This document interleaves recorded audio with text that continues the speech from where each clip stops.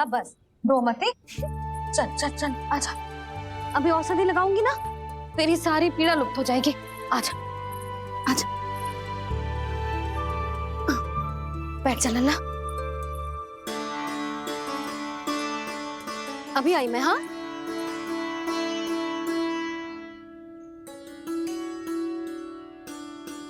मैया। अरे तू अभी तक रो है? क्या कह रही थी सारी गोपियां? बता। के मेरा लल्ला श्री नारायण का अवतार है, दिव्य है, भगवान है। और जो भगवान इतनी छोटी सी चोट पे रोते हैं क्या? इतनी तो लगी भी ना है तुझे जितना तो तू आ ऊ कर रहा है।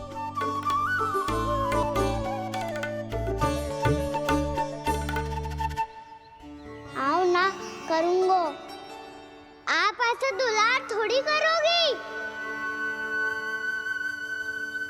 ओहो, वृंदावन का गौपालक जो इतनी छोटी सी चोट पे रोता है ना? गोप बालकों का मुखिया इतनी छोटी सी चोट पे रोता है? मेरा लल्ला तो सबसे शक्तिशाली है, जो इतनी छोटी सी चोट तो क्या बड़े बड़े राक्षसों से भी ना घबराता है। हाँ, एक बार में सबको समाप्त कर देता है कि ना? हाँ मैया, यदि कोई राक्षस वृंदावन की ओर टेढ़ी दृष्टि करके आएगा तो सबसे पहले कान्हा को सुरक्षा में खड़ा पाएगा, फिर चाहे जो बाल बन के आए या बगुला बन के।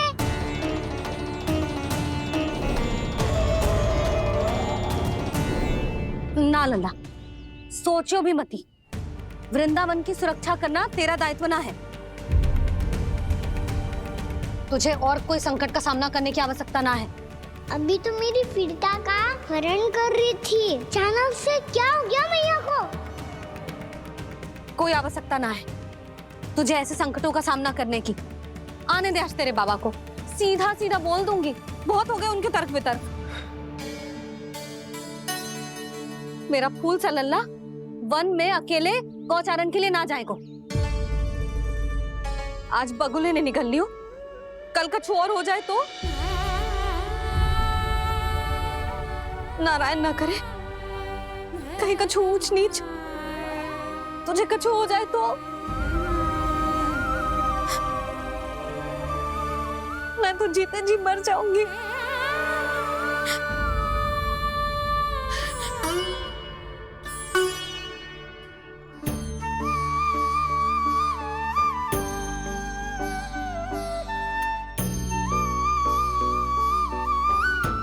वीर लल्ला की वीर मैया इतनी सी बात तो रोती है क्या? क्या करूं कान्हा, तुझे ऐसे बार बार संकट के मुंह में जाते हुए ना देख सकती मैं। तो फिर मैया मैं वचन देता हूँ, आज के बाद मैं गौचारण के लिए तभी जाऊंगा जब आप आज्ञा दोगी। पक्का? छल ना करेगा ना मेरे साथ? मैंने कब छल करो मैया? अच्छा ठीक है, ना करूँ छल। यदि आपसे पूछे बिना बाहर निकलो तो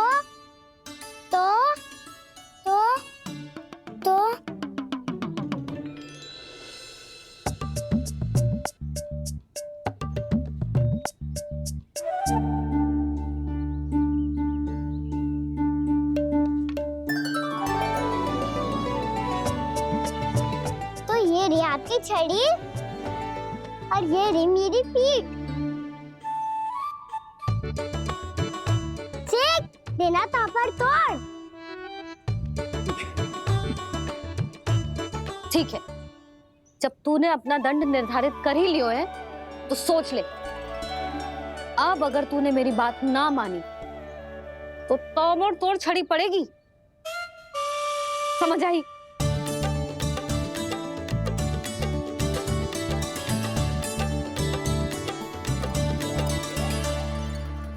अच्छा ही है कि कान्हा कुछ दिन घर ही रहे। आज वन में जो हुआ है अवश्य कंस ने ही करवाए हुए वो सब।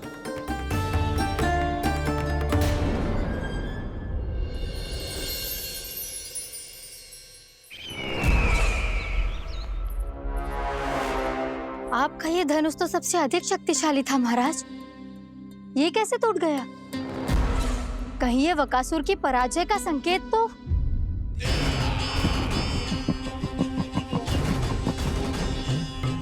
प्राप्ति, लगता है तुम्हें शुभ समाचार मिला नहीं। उस बकासुर ने उस विष्णु अवतार को जीवित ही निगल लिया है। अरे अब तक तो उस नन्हे से बालक को पचा भी चुका होगा वो।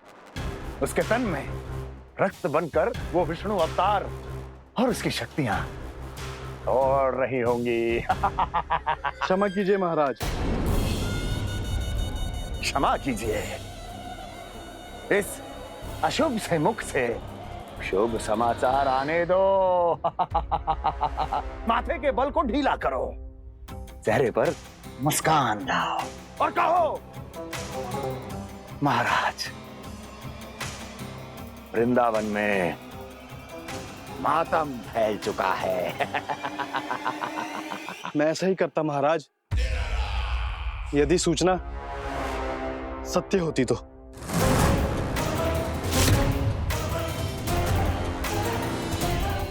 कहना क्या चाहते हो? एक क्षण में सूचना उगलो, अन्यथा मेरा योद्धा बकासुर विष्णु अवतार की तरह तुम्हें भी जीवित निकल जाएगा। आने दो। बकासुर मारा गया महाराज, बकासुर मारा गया महाराज, बकासुर मारा गया। बकासुर मर चुका है? असंभव। असंभव।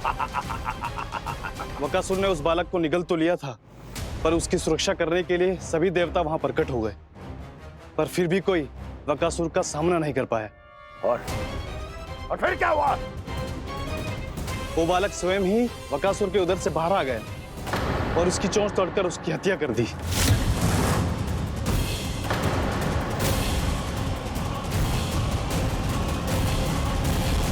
वन में बकासुर की चोंच टूट गई और यहाँ आपका ये धनुष।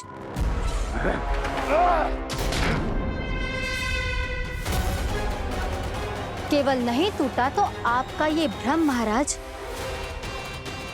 क्षमा कीजिएगा महाराज, आपका भ्रम टूटना आवश्यक है। आवश्यक है आपको यह आभास होना कि उस विष्णु अवतार को पराजित करने के लिए आपके साधारण योद्धाओं में वो सामर्थ्य नहीं है। अच्छा सर, उतना तृणावर्त बकासुर ये सब साधारण नहीं थे प्राप्ति, साधारण नहीं थे। फिर तो ये और भी अधिक चिंता का विषय है महाराज, क्योंकि इसका अर्थ तो यही हुआ कि वो विष्णु अवतार कुछ अधिक ही असाधारण है और उसका सामना करने के लिए और उसे मिट्टी में मिलाने के लिए आपको एक ऐसे अस्त्र की आवश्यकता है जो उसके सामने ना झुके और ना ही टूटे।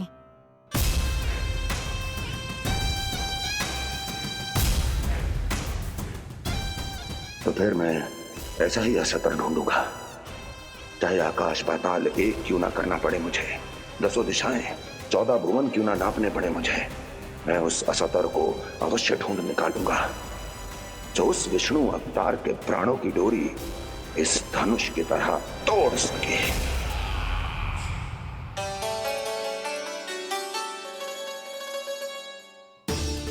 थैंक्स मामा, मैंने मैया को वचन दिया है कि जब तक नहीं चाहेंगी मैं वन नहीं जाऊंगा, इसलिए आप मुझे मारने के लिए कोई शक्तिशाली असुर ढूंढने में व्यस्त रहो। कुछ दिन तब तक मैं व्यस्त रहूंगा अपनी मैया की सेवा करने में।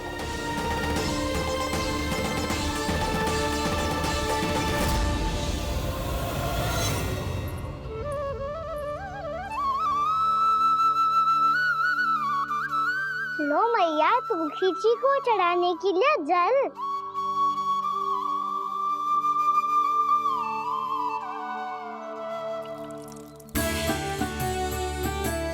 लो मैया, और आटा।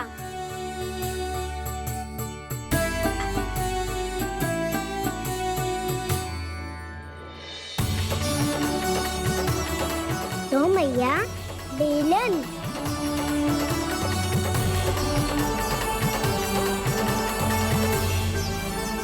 ले तनिक खा ले।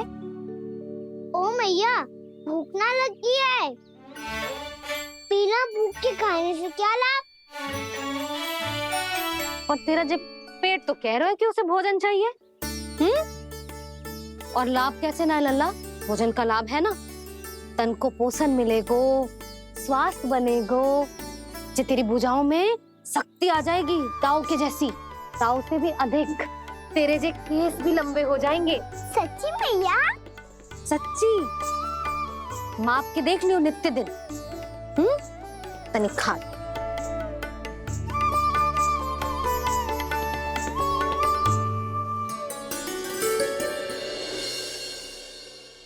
मान के मैया का कहना, छक के भोजन खाते हैं,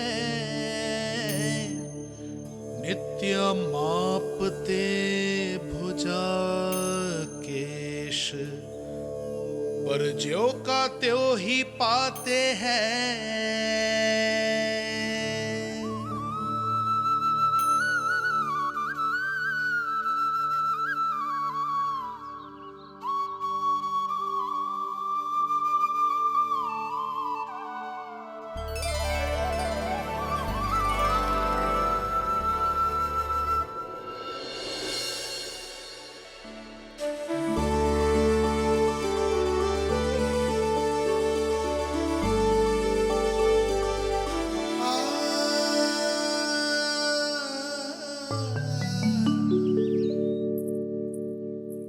ले लल्ला, फल खा ले। ना, मुझे ना खाने फल वल। क्यों? लंबे केस और शक्तिशाली भुजाएं ना चाहिए? व्यर्थ है ये सब। पिछले 10 दिनों से देख रहा हूँ, ना केस लंबे हुए हैं, ना भुजाएं शक्तिशाली बनी है। 10 दिन में का चुनाव होने वाला। 10 सप्ताह ऐसे खाएगो ना, तब जाके कछु बदलाव दिखेगो। समझ आई? चल अब खा ले। वैसे भी मुझे बहुत सारी तैयारियां करनी है आज।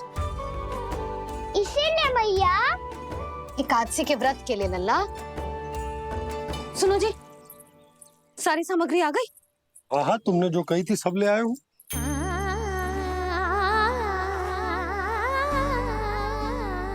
इसमें नारियल तो है ही ना, उसके बिना मैं एकादशी की पूजा कैसे करूंगी? यशोदा, मैंने भोला से कह दिया, वो लेकर आते ही होगा। घबराओ मत। कैसे ना घबराओ जी, आपको पता है ना एकादशी का व्रत मेरे लिए कितना महत्वपूर्ण है। पतो है। अरे इसमें तो दिए भी ना है। दिए ना है? अब मैं अभी लेकर आता हूँ। आप रहने दो, मैं ही लेके आती हूँ। भक्त भोला राम के यहाँ से है। भक्त भोला राम? मेरा अर्थ है कुमार खुला यहाँ के यहाँ से। हाँ हाँ, वो ही।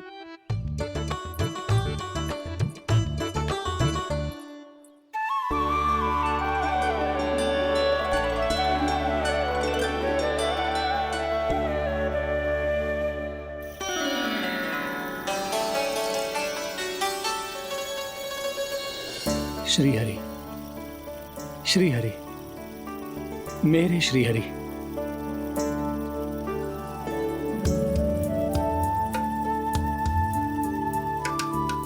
मेरे श्री हरि। भोला राम, मेरी मटकी तैयार है? मेरे श्री हरि। मेरे श्री हरि।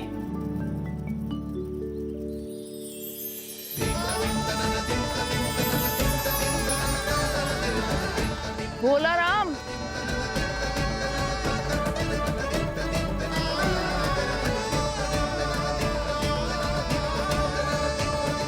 भोला काका, ओ भोला काका।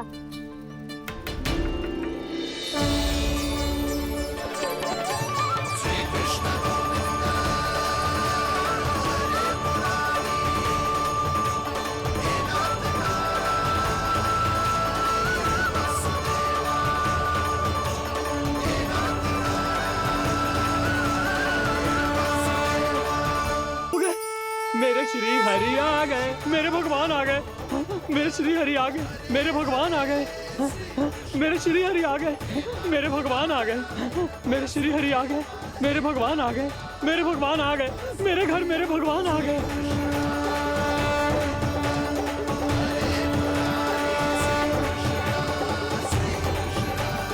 मेरे घर आ गए, मेरे श्री हरि आ गए, हाँ मेरे श्री हरि आ गए।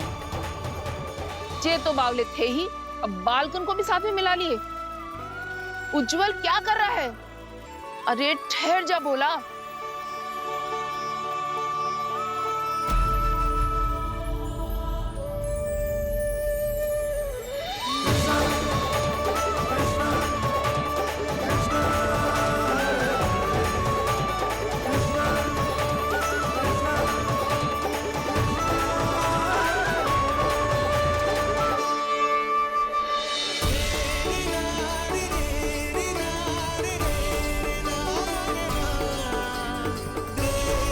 तुम प्रेम से बुलाओ, आएंगे हरी भी।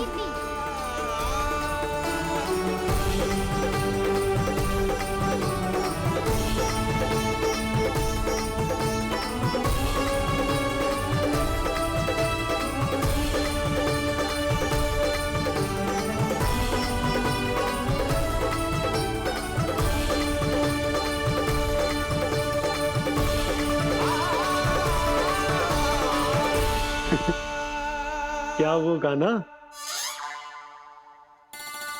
किसकी धुन में झूम रहा तू? निर्मल निशा भक्ति की धुन में।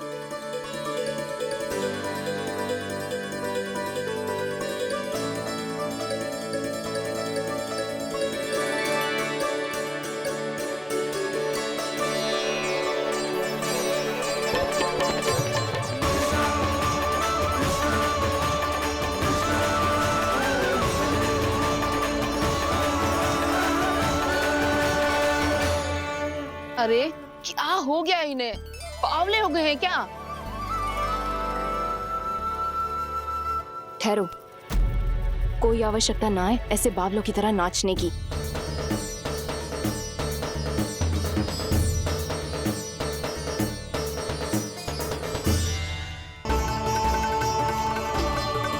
बस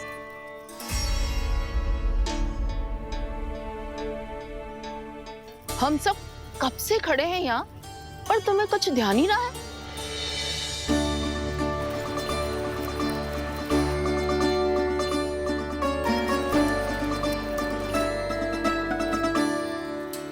नाच गाने में ऐसे मगन हुए कि हमें देखा भी ना। मुझे नाचते हुए देख मेरे श्री हरि को इतना आनंद आ रहा था कि मैं अपने आप को रोक नहीं सका। और वैसे भी मेरे जन्म का एकमात्र उद्देश्य है श्री हरि की सेवा करना, श्री हरि को प्रसन्न करना। तुम बावले हो भोलाराम, या हमें बावला बना रहे हो? श्री हरि और तुम्हें देख रहे हैं? हाँ, अभी वो यहीं थे, देख रहे थे। भोला काका, आपने भी ना अति कर दी अब। हमें भी बताओ तनी, कहाँ थे श्री हरि?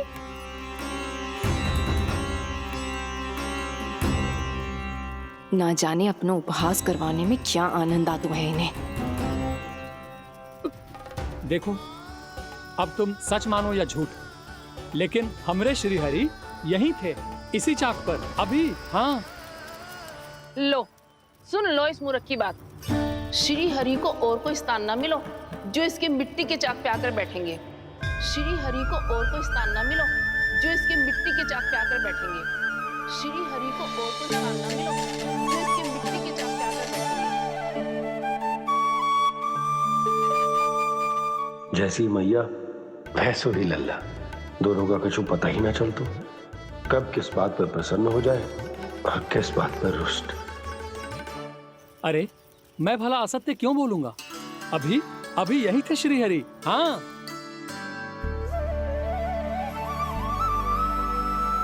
हाँ, जैसे श्री हरि को तो कोई कार्य है ही ना। वो तो आतुर होके बैठे रहते हैं कब तुम हरि हरि बुलाओ और वो दौड़े चले आए। भगवान तो भक्तों के पास आने के लिए सदैव आतुर रहते हैं। बल्कि सत्य तो यह है कि भक्तों के मन में ही निवास करते हैं भगवान।